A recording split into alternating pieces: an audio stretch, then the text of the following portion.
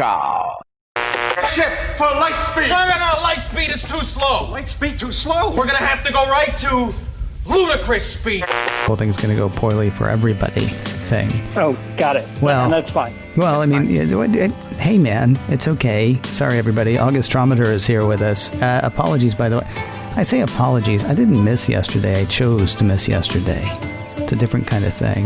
Because otherwise, there's going to be me, talking, and who needs that in their coffee? Instead, I'm turning to other people who know things, including developer extraordinaire August Trometer. Hey, you know what's funny? Last week on this show, August, I had Rob Walsh. Nice. Do you know what you guys have in common? One thing you have in common, and one thing that was brought up on the show that you have in common? I do not. You were both in the first Podcasting for Dummies as 2 of the 10 most important people in podcasts. It's true. Now, I need to go find a copy of that someplace, maybe on, eBay, and then I need to track down the other 8 people. I'm assuming one of them's Adam Curry. So I'm not going to be able to get him, but, maybe I'll just keep trading on this. Like, I know 2 of the most important people in podcasting, circa the Bush administration. Right. So the reason I wanted to talk to you today, and I'm a tiny bit bummed, honestly, not to be talking to you, but to be talking to you today, because I had figured what we were going to talk about on in a few minutes today was going to be the cool new stuff that Apple introduced. The Apple Watch Series 6 or Apple Watch SE or the new iPads, which also have names that I can't remember right now. And yet Apple seems to have sort of, if you watch my news feed on Twitter, Apple seemed to sort of stir up a bit of turmoil. Now, I've only found one article about it. It was an article in Mashable, so it's not like it's showing up in the Wall Street Journal or the New York Times or anything like that. But Apple, almost as a throwaway on today's event, or yesterday's event as people hear this, said, by the way, all the operating system updates come out tomorrow. Now, that's, I don't think ever happened before, unless they said, several days in advance, it's going to be coming out in a few days. And then they'll usually send out a press release that says, hey, don't forget tomorrow, you get all the new stuff. Instead, at the end of the iPod event and the Apple Watch event, Tim Cook was like, yeah, and all of these updates is for the TV, for the watch, for iOS, for iPad. All the updates are coming out tomorrow, which has sort of upset some developers. Now, I heard one developer, and I can't remember which one off the top of my head, somebody sent it to me, though, they said, listen, don't update tomorrow if you like our app, because our app is borked on iOS 14. It is not going to work for you. So you can go ahead and update. We just won't see you for a week or 2, or you can wait until we give you the go ahead. A lot of other people just seem to be kind of upset that they're going to miss day 1 because they like being there for day 1. And so the questions I have for you are things like, what is the chance that a favorite app won't work once iOS 14 comes out? And then, additionally, I don't know. I mean, it feels like this is making bigger ripples either than Apple anticipated or than Apple is acknowledging. I would say it's probably bigger ripples than Apple's acknowledging. And maybe they didn't think about sort of the blowback they were going to get. But I think devs have every right to be cranky about this. Mm-hmm. There's literally no testing time for the final version of the OS. They released it today for developers. Right. So basically you've got like 24 hours to, add any new features that may or may not, be in the pipeline. Mm-hmm. Test those across multiple versions of the OS. Mm-hmm. On the brand new version of Xcode, which came out today, which may or may not have bugs. And then you have to go through the review process, which is just crazy to all do in 24 hours. And in the past, Apple has, given developers, here's the gold master, here's what we're going to be releasing at least a week ahead of time. Right. So when they do release it, they can sit there and say, well, you've had time to at least run it through its paces. But 24 hours is a really, really short period of time, and I don't understand the strategy here.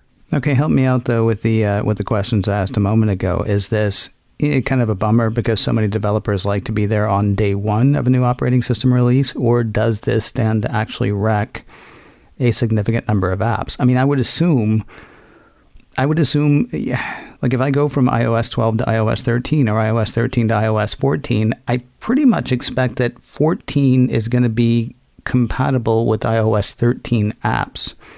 I don't expect that, something that was written for iOS 10 necessarily, but something that works today, I would expect will work tomorrow, even with the new operating system, because, they don't want everybody to have a horrible experience the next day. Correct. And in fairness to Apple, I think it's been like 8 different betas that they've released over the past several months, giving developers a time, to work on their apps, to work on their upgrades, to do all the testing that they need to do. So I think for a lot of developers, it is just a little bit of sour grapes, or me first syndrome. Right. But in fairness, when you are given a brand new operating system, you want to make sure your app works. So for most people who download the OSs tomorrow, they're not going to see any problems. Mm-hmm. But I think there is going to be a little bit of kind of scratching of heads on the part of consumers, because there won't be any new apps available or new versions of apps available for their new hotness that they just downloaded and installed. And some people actually look out for that. They go, oh, I'm going to get iOS whatever so that I can get the new apps. And there won't be that many out there that are available. That was one of the things that Mashable brought up in the article that I read, saying that there are a lot of developers who try to be there on day one, and it's not just bragging rights. It's because, then CNET writes an article about here are the first apps that are, that take advantage of this new thing in iOS 14 or something like that. I will say a great year to piss off developers. Definitely a good year to do that. As the EU is lining up against you, and as Congress is lining up against you, and as Russia and South Korea and Japan and all kinds of government, institutions are lining up against Apple because of the way it treats developers and app stores. And then, of course, you got Epic out there and Spotify, who came out with a statement saying, they hate the bundle thing. But of course, they're going to hate anything, that shines on Apple at all. Really just good timing. Good timing, I think, on Apple's part. Well, Apple has never, regardless of what they tell people, they've really never been developer friendly. Apple looks after Apple first. They look after the consumer second. And then they look after the developers as a very distant third. So, for developers to be upset about this, what did you think was going to happen at some point? You were there on the day that Steve Jobs basically, stepped in front of the entire world at WWDC and said, we've included podcasting with iTunes.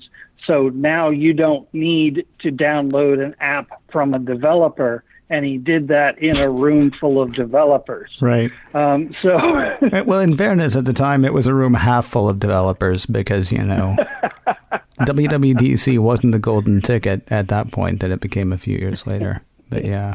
Let me ask you a question really quickly. There was something that a friend of mine brought up with me. Why the fast turnaround? Is there, and immediately, like once that question was posed, I was like, wow, is there a horrible 0 day out there that we're going to find out about in 48 to 72 hours? Or is it just, it doesn't feel like it can be showing off because, again, the only people who are going to care are nerds, right? And nerds are looking at this going, wow, Apple kind of hosts the developers. I don't get the point of just saying, oh, by the way, it's tomorrow. Yeah, other than, maybe to garner some headlines, that's the only other thing I can think of. The 0 day thing, I honestly didn't think about, but that's a really good point. I know that, most consumers, when they, buy an iPhone, the automatic downloads is already turned on. So it's not like those folks are sitting there, tapping a button like a monkey waiting for a treat. Yeah. So they're just going to get what they get. So I totally agree. It's very odd that it's kind of a quick turnaround, unless it's just to capitalize on the headlines that they're getting. But it seems to me that they would split that up into 2 weeks and be able to run another news cycle next week where they go, oh, and now all the new OS upgrades are out there. Yeah. I mean, the thing that we're forgetting right now, you and I mean, they are going to be shipping new watches Friday. They're going to be shipping new iPads Friday. So, I mean, right. It's just kind of weird that they timed it the way that they did. But of course, there's so much stuff going on behind the scenes and in the supply chain about which you and I know nothing, that may make it necessary, but it's gonna, I don't know, I'd imagine it's gonna chafe some people for a few days at least. Let me ask you another question, because, I mean, we're talking about the kind of crud. Talk to me about something that you saw that you liked. I didn't even ask. I assume you watched the event. Oh, yes. Okay. Oh, yes. And I will tell you the most exciting thing that I saw today was the Mandalorian Season 2 trailer. Oh, I think you were watching the wrong stream. I think you were watching the wrong event. Yeah, that's kind of exciting, but we can talk about that some other time. Talk about what they announced. What they announced today. Was there anything that turned you on? I told my wife. I said, the watches look fantastic. I love what they're trying to do with fitness.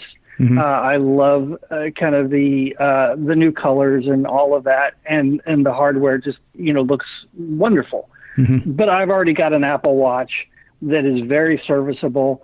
I'm not planning on replacing it anytime soon, because nothing that I saw today made me go, "Oh my God, I need to have an O2 meter in my watch." Yeah, you've already got the Series 5, though, don't you? Yeah. Yeah. See, that's the thing. Yeah, it's a really good watch, and I love it. And there's just no reason to update this quickly. I just don't. There's no reason to spend that money. Yeah, that brings us to the iPads. Go ahead. Go ahead. No, I was going to say that's sort of where I am on the Apple Watch. Is, I mean, it is only hashtag these uncertain times that have me not ordering right now, because I think I said this on in a few minutes last week. I don't know what that $400 is going to be 6 months from now, but I've got an Apple Watch Series 3. And so I don't have the ECG. I don't have fall detection. Not that I'm terribly worried about that, but you never know. The blood oxygen thing, it was just fascinating watching it in the video, and it made me think, gosh, I would like that, because my Apple Watch Series 3 will let me die, in ways that my Apple Watch Series 6, my imaginary Apple Watch Series 6, would not. So I think it's like, I actually began to wonder, like, am I on because on iPhones, I tend to be every other. I wonder if on Apple Watch, I'm on the 3-year cycle or the 3 model cycle. So I had the original, the 0, and then the Apple Watch Series 3, and I could see myself getting a Series 6 and then being fine until Series 9, depending on, unless they teach the Series 7 to dance or something like that. You started to say something about the iPads. The iPads looked fantastic. If I actually used iPads, the Air is something that I would just jump on. Yeah. Because it's a beautiful piece of hardware, and it ticks all the boxes in terms of speed and all that good stuff. If I were in an environment where I was going from meeting to meeting all day long, an iPad would be the perfect tool for me, and I would probably buy one. Unfortunately, I don't. Like a lot of us, I sit at home all day and use my computer instead of an iPad, and an iPad for me just, isn't necessary right now. I'm kind of disappointed that, your answer wasn't the Craig Federighi cameos. Oh, those were fantastic. They were cute. What's up with that, though? He's becoming like a character at Apple. Well, because, I mean, this particular event, there's nothing he kind of has control over. Yeah, that's true. But I think a lot of people would be upset if they didn't see him, just because he, everybody else seems to be come across as like super highly focused and serious. Mm-hmm. And he's the only one that can sit there and poke fun at himself for the most part. And so I think that they threw him in there just for exactly that reason, is to just lighten it up a little bit. And it worked. I also think that the way they did that video is it really made the Apple campus, which is being completely unused, it made that one of the characters in the show today.